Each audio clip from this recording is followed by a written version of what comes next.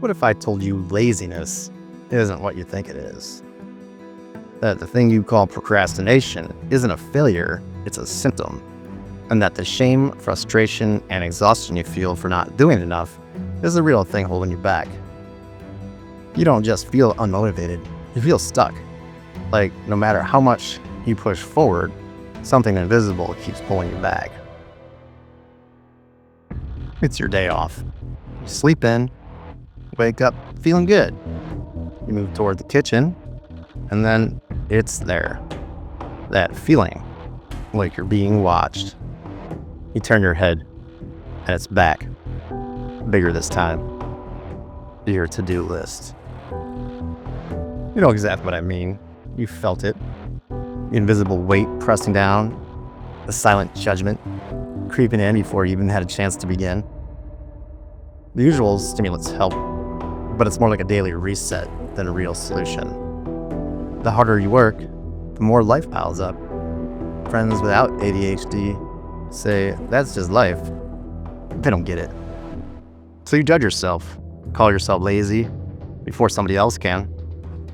Maybe you've heard it so often it's part of your internal dialogue. And with that label comes shame, deep, overwhelming, exhausting.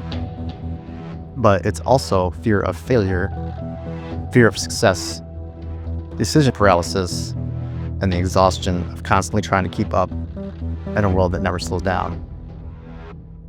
You were doing something when you weren't tackling your to-do list.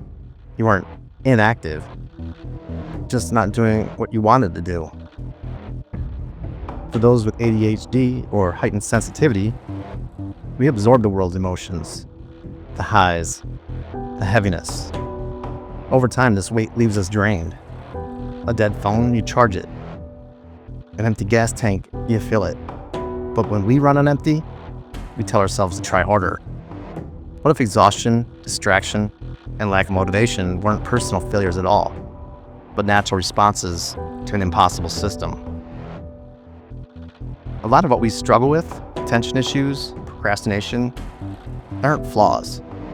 They're learned behaviors, shaped by survival instincts. Epigenetics shows trauma, stress responses, and nervous system regulation can all be inherited.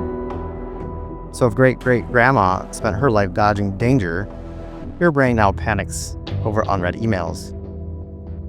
For those with ancestors who endured hardship, hypervigilance became a survival advantage.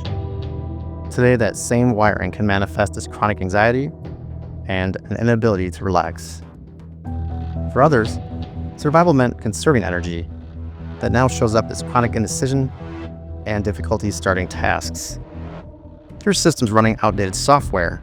It's not broken, it just needs an update. Your body affects your mind affects your body. Once you're depleted, escaping feels impossible. Chronic stress triggers cortisol.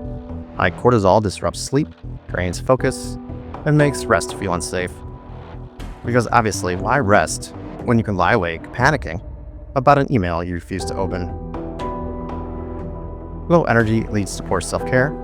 Poor self-care leads to more exhaustion. More exhaustion erodes motivation. The result? A vicious cycle that drains energy and chips away at self-worth. The way out? Stop fighting yourself and start working with your brain instead. Discipline isn't the foundation of success. Having your basic needs met is. Here's why just trying harder isn't working. Your basic needs: food, sleep, health. If your body isn't fueled, your brain shuts down motivation to conserve energy. Safety, financial and emotional stability. If you feel unsafe, physically, financially, or emotionally, your nervous system will prioritize survival over creativity and focus every time. Love and belonging, connection, emotional security. If you're socially exhausted, masking in relationships, or struggling with rejection sensitivity, your energy drains, maintaining social safety instead of personal growth. Esteem, confidence, self-worth. If your self-worth is tied to productivity, you will always feel like you're falling short. Self-actualization. growth, creativity, purpose. This is where you want to be, but you can't build a stable life on an unstable foundation. So if you're struggling, don't ask, why am I like this? Ask what's missing. Maybe the problem was never laziness. Maybe the real issue was running on empty and blaming yourself for not moving faster. So before you call yourself lazy, ask, do I actually need more willpower, or do I just need more energy? Because the answer might change everything. And if it doesn't, well, at least now you know you can blame your ancestors for that. Thanks, great-great-grandpa. In our next video, we'll break down the mischievous little chemical keeping this cycle in place and why it's so hard to break. See you over there.